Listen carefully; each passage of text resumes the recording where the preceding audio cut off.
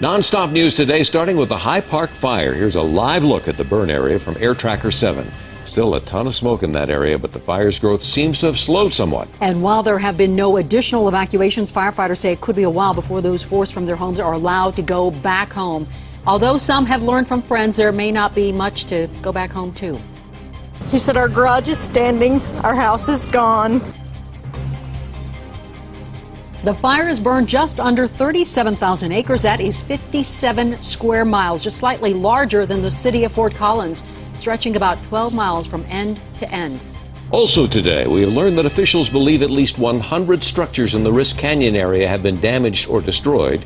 Structures in other areas have been damaged as well. It's still dangerous for firefighters to enter many areas to get an assessment or an evaluation. Officials say an investigation of the fire's ignition point is finding that lightning is the definitive cause of that fire.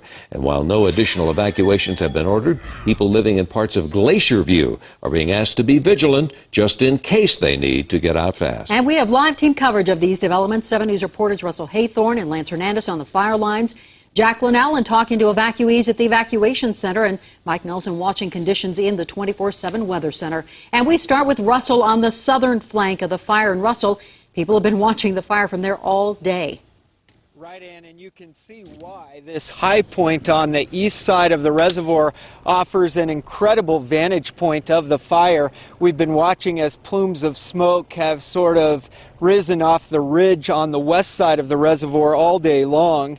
Many people who have lived in this area for years, decades even, say they have never seen a fire this close to the reservoir or the city of Fort Collins. The fire has now moved south into portions of Laurie State Park.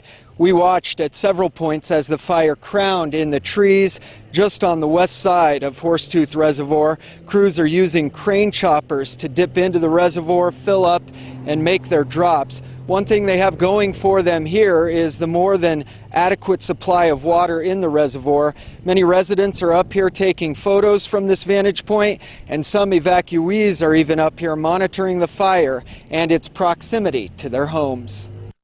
I'm staying with a friend in town, and we came up here to take a look at it, and I was shocked by how close it is to Laurie State Park. And we've seen some flames. We've seen the helicopters have gotten tamped down some of the hot spots. They've done a really good job. There's about 3 different hot spots that they've taken care of. Again, there you see the smoke rising off the ridge just to the west of Horsetooth Reservoir. This fire is now just a few hundred yards from the reservoir. And even though this reservoir does provide a nice natural barrier from the fire to the city of Fort Collins, officials are telling us if you live on the west side of Fort Collins, it might be a good idea to wet down your yards, keep your lawns nice and saturated, because of course the winds, the high winds from today and yesterday and perhaps moving forward could carry some of those hot embers over the reservoir and into the city. So they say just keep your yards nice and saturated. That's the very latest from Horsetooth Reservoir. I'm Russell Haythorne, 7 News. Yeah, that is good advice. Thank you, Russell. 7 News reporter Lance Hernandez talked to fire officials just a short time ago, and Lance, they expect this fire to grow even bigger. And they tell us, Ann, that this fire could grow in any direction, but right now they're planning for that growth to the north. Now today, we met a homeowner on the southeast side of the fire who watched nervously as smoke and flames rose from her own neighborhood. Knowing that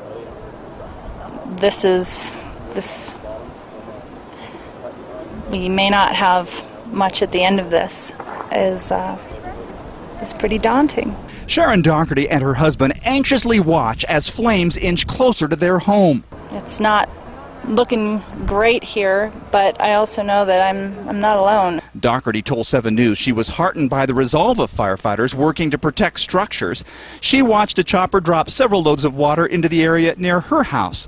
But there are many homeowners who can't see their homes and are awaiting word from fire officials as to whether those homes survived. I can imagine it would be terrible and frustrating to have concerns about your home and your belongings and all that. So that's why the assessment team is being put together at this point, and they're working on that over the next couple days to get that in place and get that information out.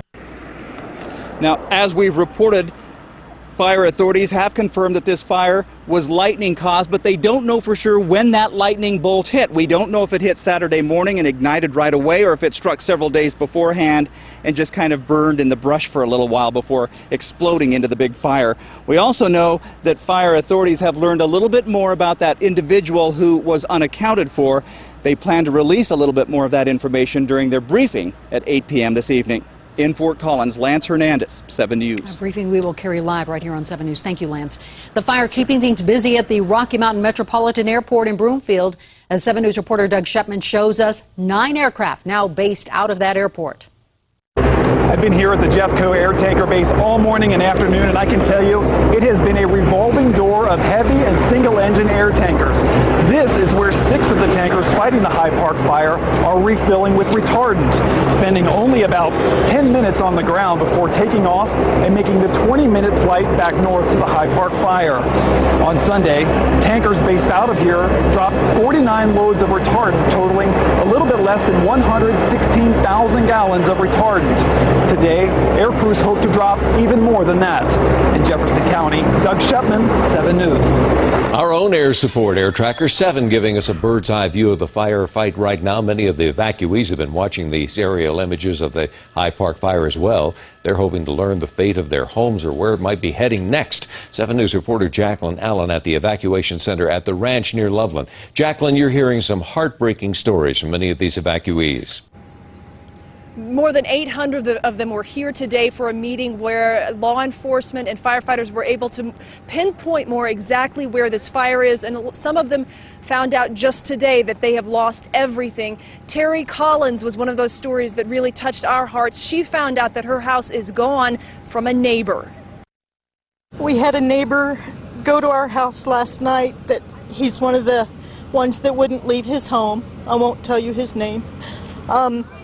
He said our garage is standing, our house is gone. He saw one of our horses. They won't let us up there to get our horses. They just told us that we could not go, that they'll try to get a sheriff's posse to get in to get the horses. They've been without water since Saturday. Did they give you any indication of when you might be able to? They'll let us know. Okay. They're going to let us know about our house. They didn't let us know about our house either. So we're pretty frustrated and upset. So much emotion right here at this point. We're hearing a lot of frustration and anger and fear, uncertainty. For a lot of people, not knowing is the hardest part, because even as this information is more readily available now, there are a lot of people who still don't know for sure about their houses, and they were telling us that's the hardest part. Some people, though, are getting good news. I heard from one couple who said, we're at the south end of the fire, and they told us we might be able to go home as soon as tomorrow because that area is actually looking pretty good. Some people are actually being allowed to go up and get their livestock in the evacuation area. They can get an escort and go up. Obviously, Terry and her family, they are not being allowed to go up, but that is some good news for people who can go up and rescue horses and animals that they're worried about. Right. So a mixed bag here for people involved. Mike, Ann. Of course, those new assessment teams that they're forming right now will help get that information out too, Jacqueline, but it'll be a while before they're actually out into the field for the moment. Absolutely. Thanks so much. Now, we've received a number of calls about the wolf sanctuary in Larimer County. We did hear this afternoon from a caretaker who says many of the animals were evacuated to other shelters. Some of the animals left on the mountain have special concrete fire dens in their enclosures where they can go to get away from the smoke and the fire. They left lots of water for them as well. They still had to evacuate fast, had to leave some animals in the enclosures in the fire dens, and they're hoping for the best. Officials believe the High Park fire was ignited by lightning, and we checked, and the last lightning in the area was during the storms on Wednesday, meaning the fire may have been smoldering for days before exploding Saturday morning. And Chief Meteorologist Mike Nelson is, of course, keeping an eye on fire conditions from here in the 24/7 Weather Center. How do they track lightning? How do they know this? And there's actually special equipment that senses the lightning strike. And about 30 years ago, I actually used to install this equipment around the country, so I know it very intimately. There were 339 lightning strikes in the area between 9 and 11 p.m. last Wednesday night, all around where that fire ended up blowing up. What happens is this. Lightning puts out a very intense burst of radio energy called a spheric. You hear it on an AM radio whenever there's a crack of lightning around, and there are actually antennas scattered all over the West, special sensors that pick up this spheric, and by triangulating it, we can actually pinpoint where the strike occurs. Now, once that strike occurs, it may smolder in the brush for days before conditions are right, as they were on Saturday when the strong southwest winds came in to cause that fire to really erupt. So it's not at all out of the question that this started with lightning sometime between 9 and 11 p.m. last Wednesday. Now, we have not any lightning since or any rain to speak of. It is cool and quiet up there today. Temperatures in the 60s. Humidities are up a little bit. We don't have a lot of reporting stations coming in this hour, but mostly in the teens. Red Feather Lakes is up to 31%, and the winds are not terribly strong today. They've been coming out of the southeast, and that's what's going to continue, it looks like, into the evening hours. Winds from the southeast, 5 to about 15 miles per hour. That's part of the reason why the smoke is kind of blown back on itself. Later on tonight, those winds are going to shift a little bit, and tomorrow it looks like they'll come back from the west to southwest, and with that, we may get an increase in that fire once again because the winds will be picking up a little bit and the temperatures are going to be a little bit hotter. So the upshot for our fire weather over the next 24 hours, those winds are going to be southeast through tonight, warmer but little if any moisture seen through tomorrow, winds becoming westerly and becoming rather gusty. We'll take a look at the 7-day and if there's any prospect for some cooler, wetter weather in a few more minutes. Any bit of help would be great. All right, thank you, Mike. Here's another live look at the fire from Air Tracker 7. You can see that it is many times we've seen this blow up this afternoon from a number of different locations. It'll seem to be kind of calming down just a bit and then suddenly will flare up and get going again, and we're seeing a bit of that even now. We'll get another update from fire officials at 8 o'clock tonight. To watch it live or check out the latest viewer images of the fire, our My reporters who've been sending this in to us, log on right now to thedenverchannel.com.